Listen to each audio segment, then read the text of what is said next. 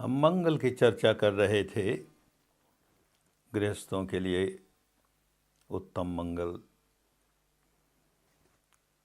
तो अनेक मंगलों की चर्चा करते हुए अब 9वें मंगल पर आए। विनयो च सुशिक्षितो, सुशिक्षित हो किसमें? विनय में। अब 2500 वर्षों में, 2600 वर्षों में शब्दों के अर्थ इस कदर बदल जाते हैं। किसी किसी शब्द का तो अर्थ ऐसे बदल जाता है कि आदमी उसे भौचक्का सा रह जाए कि ये क्या अर्थ हुआ। आज तो विनय कहते हैं विनम्रता को, विनीत भाव को। विनय कहते हैं किसी देवी देवता के लिए प्रार्थना करने को। उन दिनों की भाषा में यह अर्थ नहीं था। उन दिनों की भाषा में विनय कहते थे दूर रहने को, अलग रहने को। माने किसी ऐसे काम से जो खराब हो उससे दूर रहें, उसे विनय कहते थे। और एक शब्द उन्हीं दिनों का विनोद कहते थे। विनोद भी कहते थे दूर रहने को। आज उस शब्द का अर्थ ही भिन्न है। तो खैर, हम इस अर्थ में लें कि विनय, जीवन में विनय आए। जो जो काम हानिकारक है उससे हम दूर रहें। हानि अपनी भी और हानि औरों की भी। ऐसा कोई भी काम सबके लिए दूर रहना चाहिए। सबको ऐसे कामों से दूर रहना चाहिए। गृहस्थ को विशेष रूप से रहना चाहिए। उसे समाज के साथ रहना है, परिवार के साथ रहना है। ऐसे काम करेगा जिसे स्वयं भी दुखी होगा, औरों भी दुखी होंगे, बचना चाहिए। तो उसको विनय, उससे दूर रहें। और फिर अगला मंगल बहुत महत्वपूर्ण मंगल, सुभाषिता चया वाचा। वचन सुभाषित हो। सुभाषित हो माने दुर्भाषित न हो। वाणी धर्ममयी हो, अधर्ममयी न हो। वाणी प्रिय हो, अप्रिय न हो। वाणी सत्य हो, असत्य न हो, तो सुभाषित हो गया। दुर्भाषित होने से बच गया। भगवान ने कहा सच्चंग वे अमता वाचा एष धम्मो सनातनो। ये सनातन धर्म है। क्या सनातन धर्म है? कि जो वाणी है वो सत्य हो, अमृत है। जो सत्य वाणी है वो अमृत है। हमेशा से चला आ रहा है। सनातन इस माने में है कि पूर्व काल में भी सत्यवाणी अमृत सदृश, आज भी सत्यवाणी अमृत सदृश, भविष्य में भी सत्यवाणी अमृत सदृश। इसीलिए सनातन हो। ये जो कहा जाता है कितना ठीक है। भारत की प्राचीन परंपरा, सत्यमेव जयते नानृतं। जीत हमेशा सत्य की होगी, झूठ की नहीं। कितना ही झूठ को छिपाया जाए और उसको सत्य का रूप दिया जाए, सफलता नहीं मिलती। सच्चाई छिप नहीं सकती कभी झूठे उसूलों से। सुगंधी आ नहीं सकती कभी कागज के फूलों से। कितना ही छिपाएं, सच ही सामने आएगा। हम उस पर कितना ही रंग रोगन करें, सच्चाई सामने आई जाएगी। अंततः जीत सत्य की होगी। आदत होती है अपने किसी प्रतिद्वंदी की बहुत यश कीर्ति सुनते हैं तो बड़ी जलन होती है, दुखी होता है। दुखी होता है तो उसकी निंदा करता है और अपनी कीर्ति चाहता है।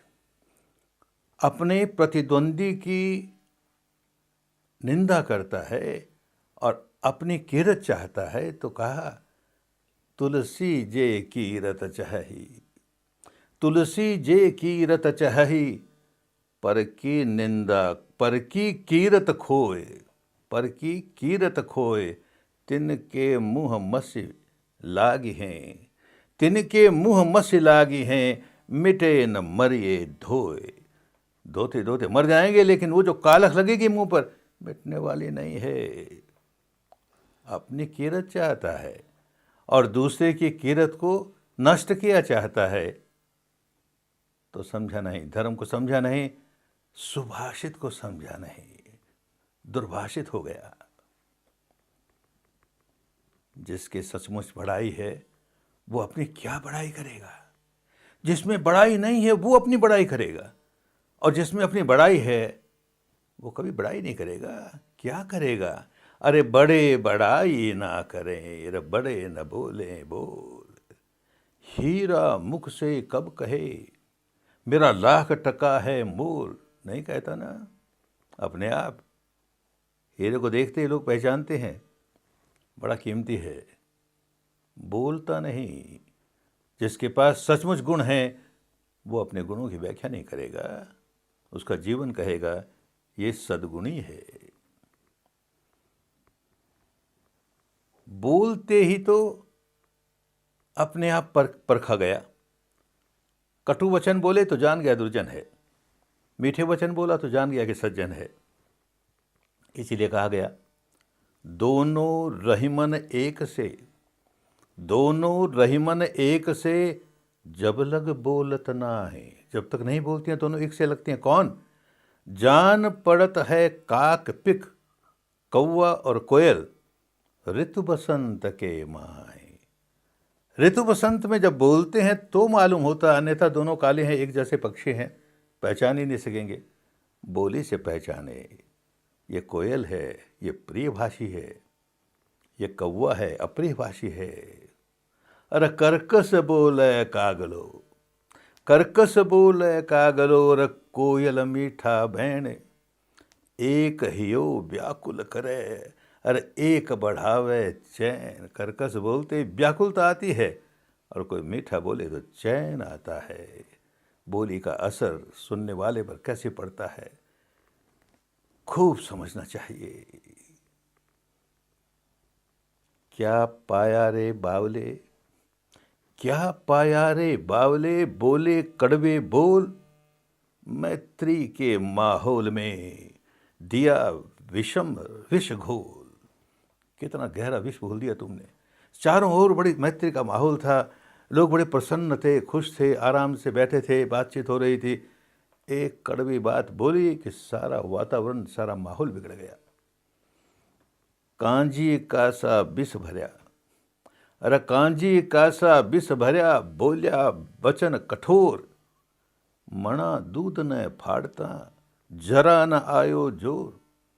मणो दूध को भी कांजी का थोड़ा सा डाला, उसमें फाड़ दिया, दूध को फाड़ दिया, सारे वातावरण को दूषित कर दिया। कितना सुखमय वातावरण था, आनंदमय वातावरण था, कितना दूषित कर दिया गया। बोलने में, गलत तरीके से बोलने में, गलत तरीके से बोलता है, लोगों को अच्छा नहीं लगता, उसको दंड भुगतना पड़ता है। तभी कहा गया कि खीरा सिर से काटिए, शीरा सिर से काट कर मलिए नमक लगाए। जो खारा खीरा होता है, खारी ककड़ी होती है, देखा खारी है तो उसका सिर काट करके उस पर नमक डालते हैं, थोड़ा मलते हैं उसका खारापन दूर करने के लिए। खीरा मुख से काट कर और मलिए नमक लगाए, रही मन कड़वे मुखन की, चाहिए तो यही सजाए। कड़वे मुख वालों की यही सजा होती है, सजा भुगतनी पड़ती है। किसी को अच्छा नहीं लगता कड़वा बोलने वाला। जगत दुखी विष वचन से, जगत दुखी विष वचन से, दुख स्वयं भी पाए। देख विषैले सांप का मुंह कुचला ही जाए। जो विषैला है किसी को अच्छा नहीं लगता।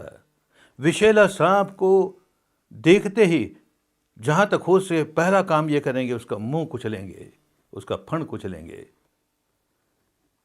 लेकिन कोई कोई लोग ऐसे होते हैं खूब समझते हैं कि मैं कड़वी बात बोल करके उन्हों का मन दुखाता हूँ, अपने आप को भी दुखी बनाता हूँ, सारा माहौल बिगाड़ता हूँ, मित्रता नष्ट हो जाती है, लोग मेरे दुश्मन हो जाते हैं। खूब समझता है, छोड़ता नहीं। कड़वी बात बोलने की आदत छूटती नहीं, विषैली बात बोलने की आदत छूटती नहीं। तभी कहा, सांप कैंचुली त्याग दे पर विष त्यागा न जाए। कैंचुली तो भले बदलता है, बदलते ही रहता है, विष तो वैसा का वैसा, उसे नहीं बदलता, उसे नहीं बदलता तो ही सांप सांप है। भगवान ने कहा, सहस्रमपि चे गाथा, 1000 गाथाएं अनर्थ पद संहिता, अनर्थ करने वाली 1000 गाथाएं, इनके मुकाबले एक अंग धम्म पदंग सेयो, एक भी धर्म की गाथा, धर्म का श्लोक, धर्म की वाणी, एक भी एक अंग धम्म पदंग सेयो यंग सुतवा उपसम्मति, जिसे सुन करके भीतर एकदम चित्त शांत हो जाए। एक ही बहुत है, बाकी हजारों बोलते जाओ और उन हजारों के बोलने से लोगों में कड़वाहट पैदा होती है, बोलने वाले में कड़वाहट, सुनने वाले में कड़वाहट, किस काम की बात। भले एक ही बोले पर धम्म पद बोले। बुद्ध की यही शिक्षा, धर्म की यही शिक्षा। इसीलिए बुद्ध के बारे में कहा जाता था, जो जो उनके संपर्क में आए थे वो यही कहते थे कि बुद्ध कालवादी है। कालवादी है माने समय के अनुसार बोलता है। इस समय ये बात कहने से लोगों का कल्याण होगा, ये बात कहने से कल्याण नहीं होगा, तो जिसमें कल्याण होगा वही बोलेगा। कालवादी, इस समय के अनुकूल ये शब्द हैं। कहते थे उनको भूतवादी। भूत माने जो सचमुच हुआ, जो घटना घटी, बस वही भूतवादी, सत्य है। अपनी ओर से कुछ जोड़ने की बात नहीं, जो सत्य है, जैसा है यथाभूत वही बात करेंगे। अर्थवादी, जिससे लोगों का स्वार्थ सिद्ध होता है, लोगों का भला होता है, लोगों का कल्याण होता है, वैसी ही बात कहेगा। धम्मवादी, धर्म की ही बात कहेगा। और विनयवादी, जो बोलेगा उसमें गलत बातें दूर होंगी। विनयवादी, जो गलत है, नहीं बोलना चाहिए वो नहीं बोलेंगे, जो बोलना चाहिए वो बोलेंगे। धम्मवादी, विनयवादी, इन शब्दों का प्रयोग बार बार मिलता है। भगवान कहते हैं बार बार, मैं धर्म सिखाता हूँ और विनय सिखाता हूँ, यानी जो धारण करना चाहिए वो सिखाता हूँ और जो नहीं धारण करना चाहिए वो सिखाता हूँ। धम्मवादी। एक कहानी अपने यहाँ चलती है, उदाहरण के लिए समझें किस तरह से कड़वी बात बुरा परिणाम लाती है, अच्छा परिणाम नहीं ला सकती। एक नकटा आदमी माली है और उसने कमल उगा रखे हैं, तो 3 भाई उसके पास गए कमल मांगने के लिए। बोलने का क्या असर होता है देखें। पहले भाई ने कहा, अरे नकटे, हमें ज़रूरत है, तेरे 2 कमल के फूल हमें दे दे, और देगा तो इसका इतना पुण्य होगा, इतना पुण्य होगा कि जैसे मूछ के बाल काटते में तो फिर उगाते हैं ना, ऐसे ही तेरा नाक फिर उगाएगा। तो मुझे 2 कमल के फूल दे दे। चिड़चिड़ाहट हुई। कहता, अरे नकटे, और झूठ बोलता है कि नाक फिर आ जाएगी। दुत्कार के निकाल दिया। दूसरा आया, वो भी 2 फूल मांगता है, वो भी इसी भाषा में बोलता है, अरे नकटे, तेरे पास इतने फूल हैं, हमारे घर में पूजा है, 2 फूल दे दे, बड़ा पुण्य होगा। तो जैसे बीज डालने से फल आता है, वैसे ही तेरे इस पुण्य से तुझे नया नाक आ जाएगा। झूठ बोलता है ना, और कड़वी बात बोलता है, असत्य भी बोलता है, मिथ्या भी बोलता है, कड़वा भी बोलता है। दुत्कार के भगा दिया उसको भी। तीसरा आया, वो कहता, माली जी, हमारे घर में आज पूजा है और पूजा के लिए हमें फूल चाहिए। आपके यहाँ देखिए ये कमल के फूल पूजा के काम आएंगे, कृपा करके 2 फूल हमें दे दीजिए। 2 फूल दे दीजिए। इतना प्रसन्न हुआ, मीठी वाणी में बोलता है ना, इतना प्रसन्न हुआ, अरे 2 क्यों 4 ले जा भाई। 4 फूल दिए। वाणी का असर होता है। कड़वा बोलेंगे तो वहां से परिणाम ऐसा आएगा जो हमारे प्रतिकूल होगा, मीठा बोलेंगे तो परिणाम ऐसा आएगा जो हमारे अनुकूल होगा। एक और घटना, एक किसान ने एक बैल तैयार किया, बहुत बलवान, उसको अपने बैल पर बड़ा गर्व, और सचमुच बलवान बैल था कि 2 गाड़ियां सामान से भरी हुई 2 गाड़ियों को वो एक साथ खींच लेगा, इतना बलवान है। लोगों ने नहीं माना, शर्त लगाई, 2 गाड़ियां एक साथ जोड़ी गई, एक के आगे एक, और उसके आगे बैल को जोड़ा गया। अब किसान कहता है, अब ये बैल देख, मेरी प्रतिष्ठा का सवाल है, तू हार गया तो मैं हार जाऊंगा, इसको खींच, मुझे सफल बना। डांट कर कहता है, बैल हिलता नहीं, वहां से वहीं रह गया खड़ा, हार गया। फिर होश आया उसे, कह रहे मैंने कैसी वाणी बोली, पशु है तो क्या हुआ, वो भी समझता है, मीठी वाणी बोलनी चाहिए थी। दूसरी बार फिर दांव लगा, उसी तरह से 2 गाड़ियां और इस बैल को लगाया गया आगे। तो बड़े प्यार से उसको पुचकारते हुए, उसके पीठ पर से हाथ फेरते हुए कहता है, अरे नंदी विशाल, तू तो बड़ा बलवान है रे, बड़ा बलवान है। ये 2 गाड़ियां तेरे लिए क्या है, ये 2 गाड़ियां, तू तो अनेक गाड़ियों को खींच सकता है, इतना बलवान है, जरूर खींच लेगा, बहुत बलवान है रे तू। पुलकित हो गया। ये शब्द पड़े कान में, शब्द की बात नहीं है, वाणी का असर किस प्रकार होता है। बोलते वक्त हमारी वाणी के साथ वाइब्रेशन कैसी होती है, तरंगें कैसी होती हैं, उसका असर होता है। खींच के ले गया, जीत गया। बोलने का असर। एक ऐतिहासिक घटना अपने यहाँ, ऐतिहासिक घटना, सदगुरु नानक देव जी छोटे थे तभी से अनेक जन्मों से चित्त शांत, तो संत होकर के ही जन्मे, चित्त में निर्मलता ही निर्मलता। बाप ने कहा, इसको किसी संसारिक काम में लगाएं, नहीं तो कहीं सन्यासी हो जाएगा। तो खेती थी, भेजा उसे, खेत पर जा, और खेत पर मंच पर बैठ करके ये चिड़िया आती हैं और ये चिड़िया खा जाती हैं हमारी फसल को, ये पत्थर रख और फेंक उन पर, सारी चिड़िया भाग जाएंगी। नानक खड़ा वहाँ पर, चिड़िया आती है, और नानक तो नानक है, बड़े प्यार भरी वाणी में गाता है, हर जी की चिड़िया, ओ हर जी का खेत, खा मेरी चिड़िया भर भर पेट। चिड़ियों ने खूब खाया, एक पत्थर नहीं फेंका इसने, लेकिन फसल पर, अरे पेड़ पौधों पर असर होता है। फसल इतनी हुई कि लोग देखते दंग रह गए। प्यार की वाणी असर करती है।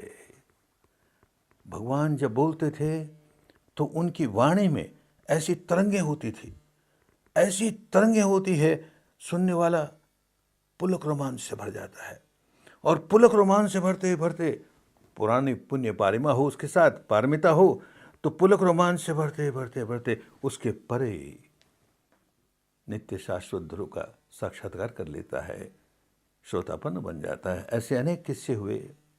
भगवान के बाद भी अशोक के राज्यकाल में उसकी महारानी असंध्यमित्रा, उसने सुना कि भगवान की वाणी ऐसी थी कि सुनते सुनते पुलक रोमांच होता था। कैसी थी, मुझे कोई बताए, कैसी थी?